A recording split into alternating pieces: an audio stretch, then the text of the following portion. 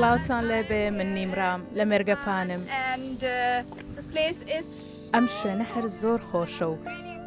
براسي دل خوش بو أمتيانم بيني ولنيو يانتا قراني بلين. these mountains.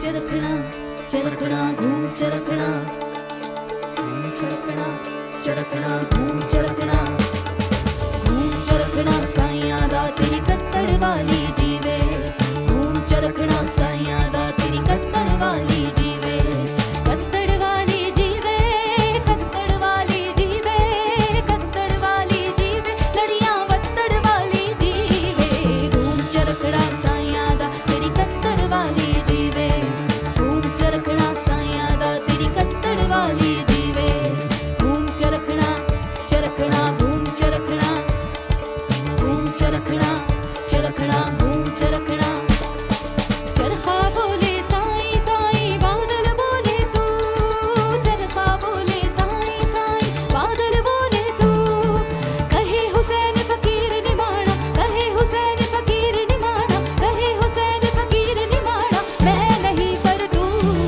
घूम चरखना साइयां दा तेरी कत्तड़ वाली जीवे घूम चरखना साइयां दा तेरी कत्तड़ वाली जीवे घूम चरखना चरखना घूम चरखना घूम चरखना चरखना घूम चरखना हरदम नाम संभाल साई दाता तू सुत्तर तूई हरदम नाम संभाल साई दाता तू सुत्तर तूई पंजा नदियां दे मुंह आया पंजा नदियां दे मुंह आया पंजा नदियां दे मुंह आया किट तू छाया जीवे घूम चरखड़ा साइयां दा तेरी कत्तड़ वाली जीवे घूम चरखड़ा साइयां दा तेरी कत्तड़ वाली जीवे कत्तड़ वाली जीवे कत्तड़ वाली जीवे कत्तड़ वाली जीवे लड़ियां वत्तड़ वाली जीवे घूम चरखड़ा साइयां दा तेरी कत्तड़ वाली जीवे घूम चरखड़ा साइयां दा तेरी कत्तड़ वाली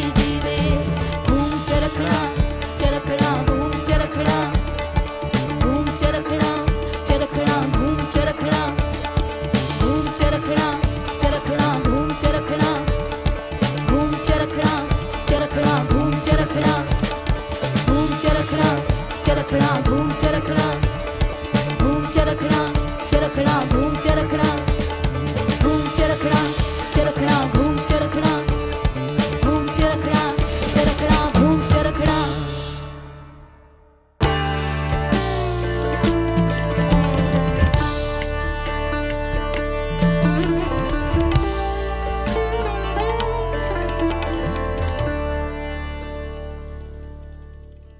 أشرف شريف خان Yes, Haji. أمريكي زور تايبت سيتار موسيقاي باكستان زور نزيكا لهند باشا آيا أم دولاتا لبواري موسيقايا چنێک نزیکن We are very close, but like ئێمە if I زۆر am نزیکین. talking about the music, our بەڵام classical کە باسی music, میوزیک raga دەکەین، music we call raga میوزیکی music. ڕاگای کلاسیکیمان It is هەمان the پێکهاتە و same- تیۆری و same structure, مادەی هەیە same theory, same و زۆریش نزیکە. سەرنجڕاکێشە music. So, like, it's لەبەرەوەی very کە interesting فرێڕەنگی because زۆری India تێدایە. is actually India چونکە or پاکستان و Pakistan have many هیندستان colors. أها هەردوو وڵات Like فرێڕەنگن. India, big country.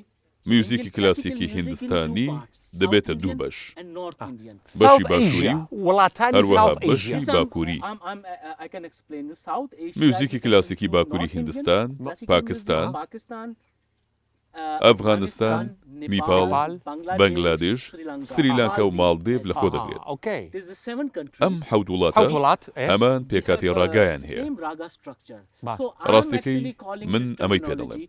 because if you ئەگینا say خەڵکی Indian classical میوزیکی music, کلاسیکی then this is هیندی just people have a mind. هەر دەڵێن Yeah. موزیکی هیندی. ئاها تێگەشتم So جا من then هەوڵم I داوە کە try to موزیکی use باشووری South ئاسیا Asian بەکاربێنم. classical music. مۆسیقای هندستان چەند ڕەنگی جۆرا و جۆری هەیە مۆسیقای سوفی هەیە مۆسیقای فۆلکلۆری هەیە پاکستان وڵاتێکی زۆر گەورەشە Yes. So we بەڵێ have like ئێمە پێنج 5 هەرێممان هەیە.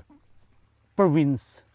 پێنج دەڤەر Khyber Pakhtunkhwa خەیبەر پەختونخوا and Kashmir. هەروەها and, کشمیر Balochistan لەگەڵ بەلوچستان and Punjab. سیند و okay. پەنجاب. So we have a like Punjab. گۆرانیەکانی پەنجاب بە جۆرێکن like independent بە زمانی language, جیاوازن. different زمانەکەش and جیاوازە. culture full of different زمان و like فەرهەنگیان own جیاوازە. culture. Sindh سیند فەرهەنگی تایبەتی خۆیانیان هەیە. اینجا خەیبەر پەختونخوا هەروەها بەلوچستان و کشمیریش زۆر گرنگن. هەر یەک هەیە ئەنتامێکی خۆی هەیە. هەر هەرێمێک فەرهەنگی تایبەت بەخۆی هەیە. جا میوزیکی سۆفیانەی ئێمە لەگەڵ میوزیکی ڕاگا پێکەوە پەیوەستن. ئاهاواتە مۆسیقای سۆفیگەری ئەتوانێت ئەم دەڤەرانەی پاکستانە بە یەک بگرێتەوە یەکیان دەخات هەروەها میوزیکی ڕاگایش یەکیان دەخات. وەک پێشتر پێم گوتیت ڕاگا و تالە هەمان سیستەمیان هەیە. بە 20 سانیە ڕاگایەکی جوانم پیشان ئێمە ڕاگامان هەیە وەک مەقام. ڕاگا هەندێک ڕێسای خۆی هەیە وەک ڕاگای بەیانیان ڕاگای نیوڕۆیان باشە. ڕاگای دوان نیوڕان و ڕاگای شەوان و ڕاگای نیوە شەویش هەیە. شتێکم پیشان بکە بۆ ئەم کەش و هاوای ئەکرێت ئەمە پێی دەگوترێت ڕاگای شەوان. ئەوە ئێستا دەبێتە شەو و دەبێت دەستکاریەکی ئەمە بکەم چونکە لەگەڵ سێتار ڕێکم خست بوو. جا ئەمە ڕاگای شەوانە بۆ ئارامبوونەوە.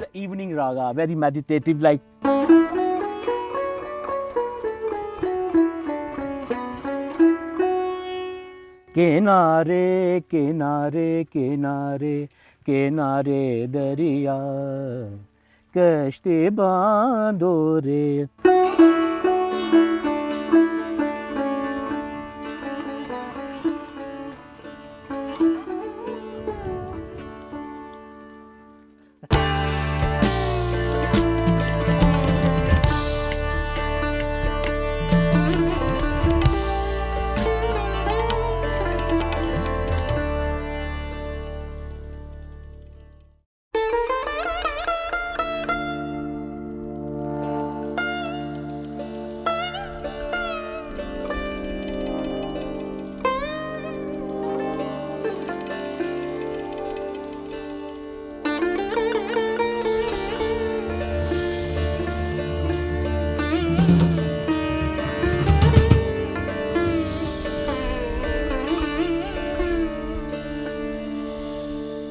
तू कुजा मन कुजा तू कुजा मन कुजा तू कुजा मन कुजा तू कुजा मन कुजा तू मेरे हरम मैं फकीर अजम धुन और ये लब मैं तलब ही तलब तू बता ही अता तू कुजा मन कुजा तू कुजा मन कुजा तू कुजा मन कुजा तू कुजा मन कुजा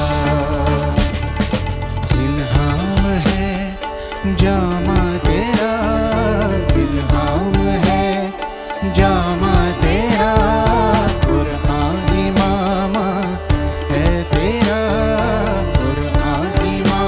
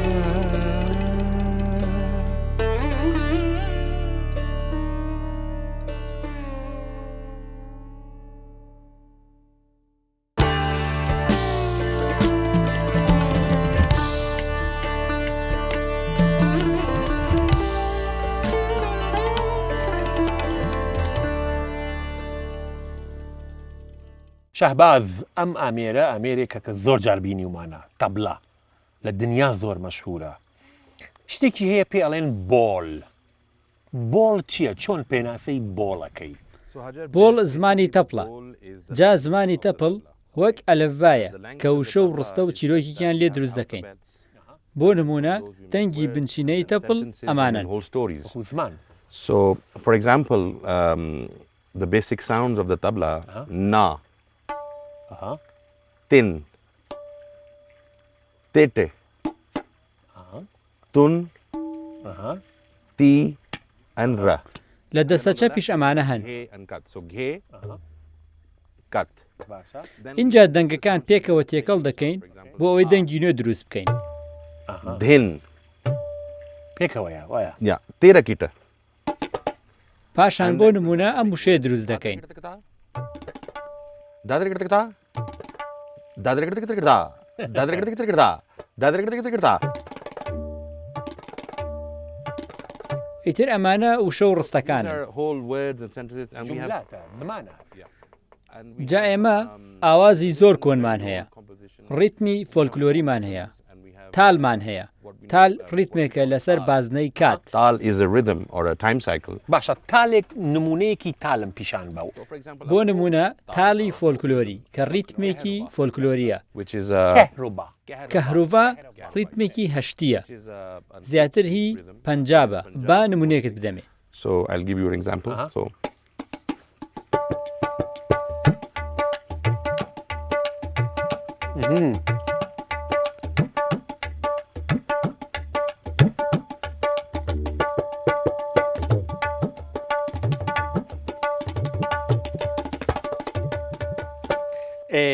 شەهباز ئێمەی کورد کرمانجمان هەیە بادینانمان هەیە گەرمیانمان هەیە ئەم دەبەرانەی ئێمەش هەمووی ڕتمی جۆراوجۆری خۆی هەیە هەستەکەم لە مۆسیقای پاکستانە هەمان شتە بەڵێ ڕێگوایە ئێمەش کەهرۆڤامان هەیە کە ئەوەی لێمدا هی پەنجاب بوو but the same بەڵام هەمان taal or ریتم the same کە لە time cycle سیند لێ دەدرێت played in تۆزێک Sindh جیاواز دەبێت would be a slightly different accent and different groove. So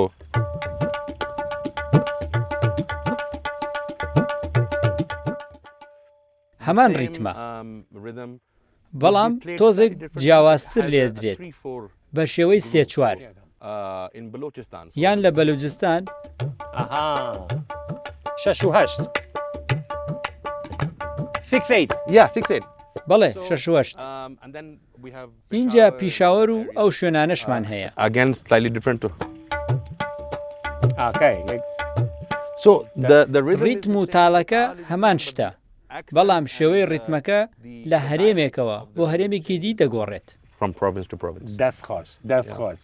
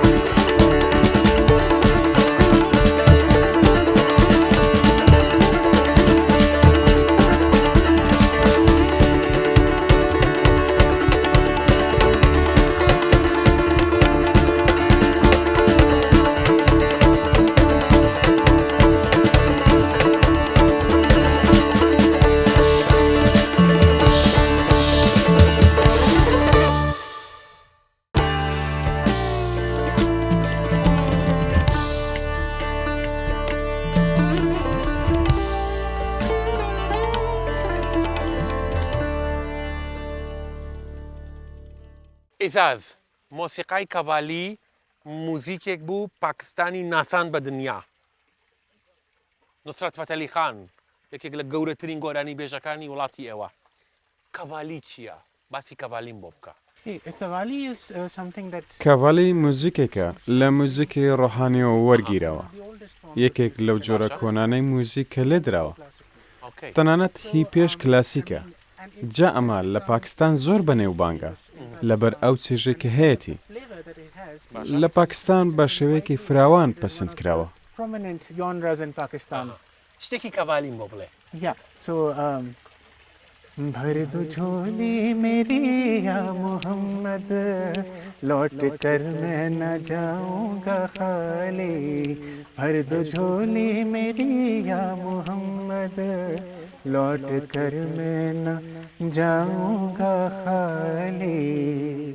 نیمرە بێجگە کەڤالی پاکستان قەزەلی هەیە پاکستان فۆلکلۆری هەیە پاکستان کلاسیکی هەیە واتە لە بواری دەنگ زۆر دەوڵەتێکی زۆر غەنیە زۆر دەوڵەمەنە. من بەختم هەیە کە لە وڵاتەدا لەدایک بووم چونکە کاتێک بمەوێت گۆرانی بڵێم گەلێک بژاردەم لە بەردەستایە کە چی بڵێن.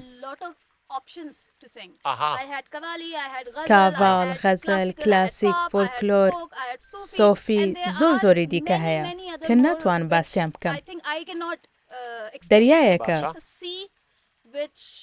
بەحرێکی گەورەیە بەڵێ ڕوو ناکرێتەوە. باشە شتێکی غەزەلم پێ بڵێ کە ئەڵێ غەزەل. بەڵێ بێگومان मुझसे पहली सी मोहब्बत मेरे महबूब नमा मुझसे पहली सी मोहब्बत मेरे महबूब नमा. دەستان خۆش بێ هەر بژی.